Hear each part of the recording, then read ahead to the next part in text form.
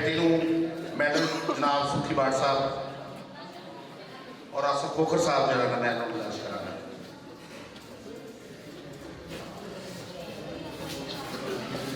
बहुत शुक्रिया जी।